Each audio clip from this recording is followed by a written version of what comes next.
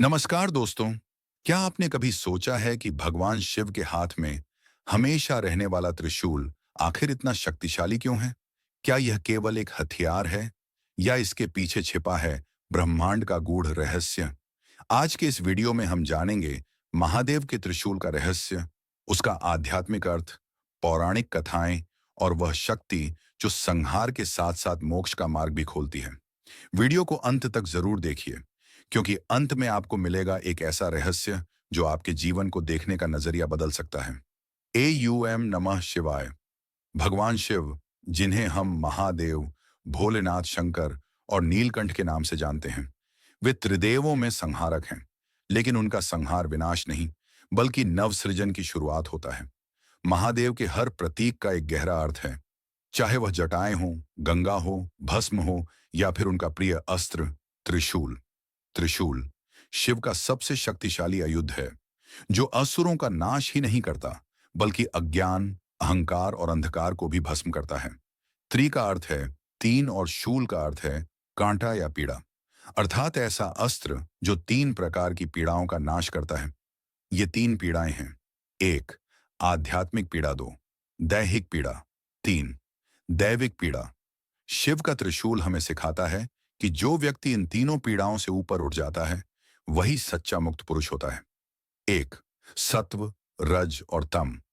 त्रिशूल की तीन धाराएं प्रकृति के तीन गुणों को दर्शाती हैं। सत्व, ज्ञान और शांति; रज, कर्म और इच्छा; तम, अज्ञान और आलस्य। महादेव इन तीनों से परे हैं, इसलिए त्रिशूल उनके नियंत्रण में है। दो, भूत, वर्तमान और भविष्य। त्रिशूल यह भी दर्शाता है कि शिव काल के स्वामी हैं। वे भूत, वर्तमान और भविष्य तीनों को एक साथ धारण करते हैं। तीन, ब्रह्मा, विष्णु और महेश। त्रिशूल की तीन धाराएं त्रिदेवों का भी प्रतीक हैं। सृजन, पालन, संहार और इन तीनों का संतुलन ही ब्रह्मांड को चलाता है। त्रिपुरासुर वध की कथा। त्रिपुरासुर नामक असुर ने तीन लोकों में आतंक मचा रखा था। देवताओं की प्रार्थना पर शिव ने अपने त्रिशूल से उसका संहार किया।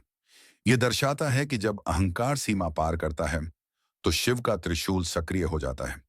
गणेश और त्रिशूल। एक कथा के अनुसार गणेश जी ने शिव के त्रिशूल को रोका था, यह दिखाने के लिए कि बुद्धि और विवेक बल से भी ऊपर हैं।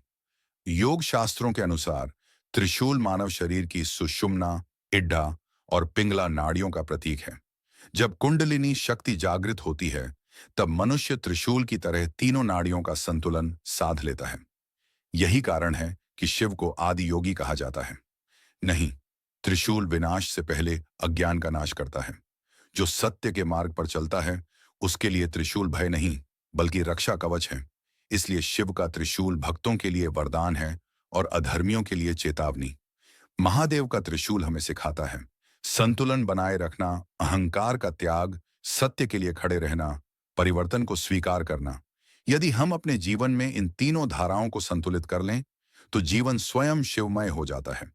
महादेव का त्रिशूल केवल एक अस्त्र नहीं, वह जीवन जीने की कला है। जब भी जीवन में अंधकार छाए, याद रखिए, शिव का त्रिशूल अज्ञान को भस्म करने आ रहा है। नमः शिवाय। अगर आपको यह वीडियो पसंद आया हो तो लाइक करें, शेयर करें और चैनल को सब्सक्राइब जरूर करें। जय महाकाल।